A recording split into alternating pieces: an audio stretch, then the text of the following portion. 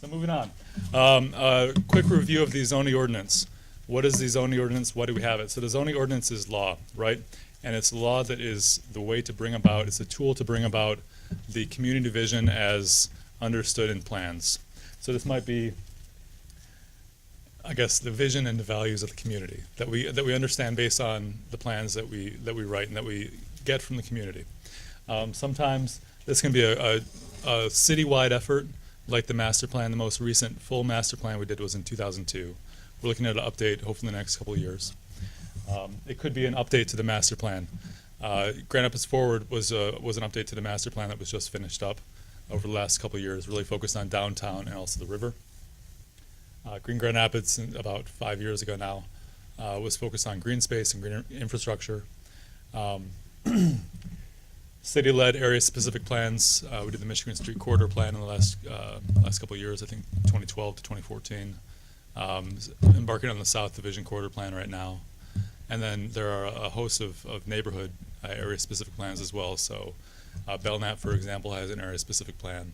The west side along West Leonard, down Seward, down to Bridge, has an area-specific plan. The U to the Zoo master plan along Seward, south of Bridge, down to Fulton, and then west along Fulton. There are older plans. Heritage Hill has a plan from the 70s and 80s, I believe.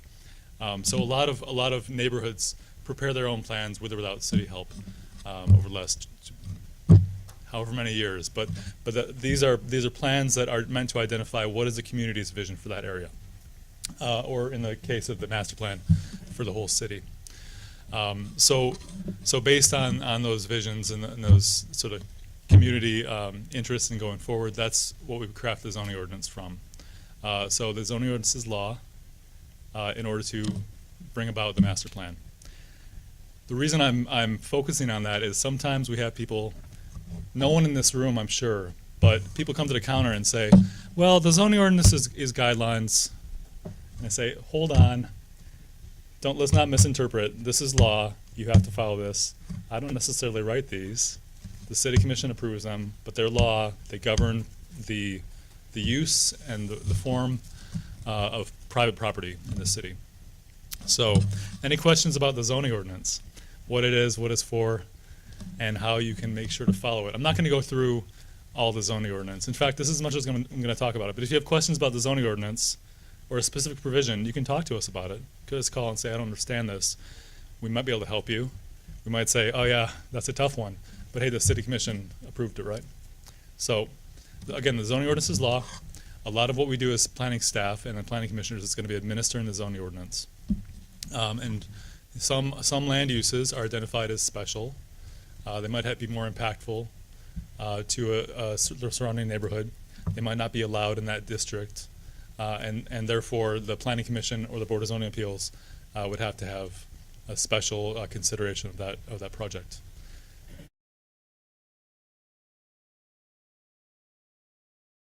I don't have a full presentation or anything really special like that. I just wanted to give a brief overview of how I approached my appointment to the Planning Commission. I think 2014. I thought it was longer. Feels longer than that. No, I approached my appointment several years ago as more of a neighborhood guy than I am currently, although I'm still very dedicated to my neighborhood. But at the time, I was, as my brief bio said, I was worked for a neighborhood nonprofit. I was studying city planning for my master's degree, and so I came at it more from a neighborhood building and revitalization perspective. And I've since grown into my role as more of a business person, someone who's on your side of the dais more often than I would have ever thought possible. So I've seen all of the different angles and perspectives of this, and I think that's made me a more thoughtful planning commissioner, but also someone that hopefully I can offer a couple of tidbits of advice on how to address things and meet all of the different perspectives of the planning commissioners. As I mentioned, I've sort of changed perspectives over time, but all of us as commissioners come to it from a different place.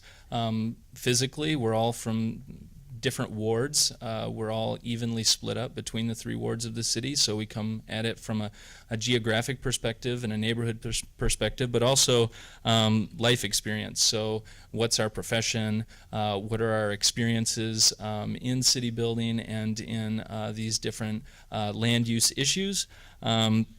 And so we have lots of different opinions around the board, and I think that those play out in different ways. Now, we can't take our opinions and bias and pinpoint specific cases, but they do frame our perspective on how we're interpreting the master plan, the zoning ordinance, and things like that, and how then we rewrite things when we go through a master plan rewrite or looking at changing different laws as we recommend them to the City Commission. We don't actually approve them.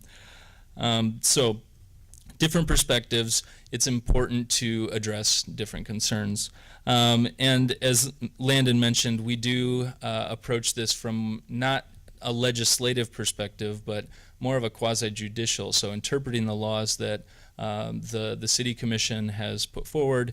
We're trying to interpret those to the best of our abilities to make sure that your projects meet those needs. But we do have a special land use category for a reason, special circumstances, or when we think projects will benefit a neighborhood, or a landowner or an applicant has a great idea. We want to be able to hear those, and we want to be able to make exceptions when that will be better for our city. So just a few observations and some recurring issues that pop up, and sort of my perspective on those things as we hear them as a commission. First, and this is one of my pet peeves that has only come up a couple of times, and I don't think necessarily any of you have been guilty of this in the past. I think it's more the lawyers in the room when they come in and represent applicants. They'll tell us our role, and that's not necessary. We all have been through this a time or two, and we've been informed of what our role is, so you don't need to come and say, this is how you are to interpret this. You can make a case in a less forward way, I think. So that's one thing. Neighborhood input is important, as Landon pointed out. It won't necessarily ruin your chances, but it will certainly hurt your chances of having a smooth process.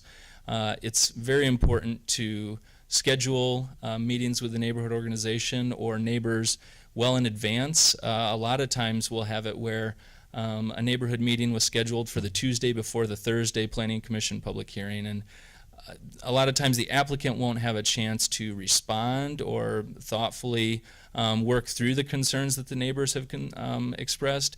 But more often than not, whether you have that meeting or not, if it's last minute, neighbors are going to come out and share their concerns here in a not so pleasant way, and you don't want to be blindsided by anything that they're raising. And as Landon said, a lot of times neighborhood input can be very valuable to the success of a project, not just in the approval phases, but then as you open a business and you try to operate and be successful in the future. So it's important not to just overlook those things. But again, neighborhood issues come up a lot, and sometimes the commission will decide that those concerns, while they may be significant to the people at the time, they may not overwhelm the benefits of the project and how they relate to the other standards that we're reviewing.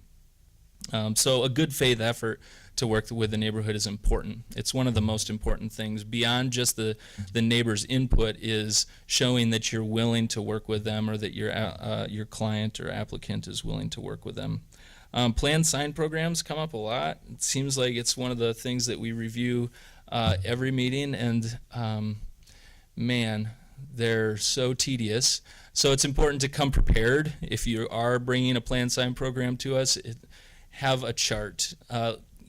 Lay out all of the identification on a map for us so we can see what signs you're talking about in the presentation, because we'll spend hours, unfortunately, going over what sign was that again, why do they need it? And it's common, but I think it's overused, honestly. And it's important, like Landon said, to view the Plan Sign program as more of a campus wayfinding tool than just an excuse to exceed the limits of the sign ordinance. And a lot of times, past few cases I can speak to, we've denied requests for exceeding the ordinance because it wasn't significantly needed for the project. And then parking is this thing that will come up, and I imagine someday you'll have a lunch and learn on parking issues in the city, and I think there's a lot of work that needs to be done on this. Again, this is one of the main concerns that we hear from neighborhoods, and it's one that we weigh very heavily in our decision-making process. But it's something that as a city, as our neighborhoods grow, it's going to be something that we continually face. And so it's important to come prepared with ways that you will address the negative externalities of parking, being parking. So don't just blow off the neighborhood concerns, but come with some solutions, or come with, again, a good faith effort that you've tried to address these issues beyond just the allowances in the code for bike parking and a bus stop and things like that, street parking. And as a city, we promise that we'll continue to work on those issues.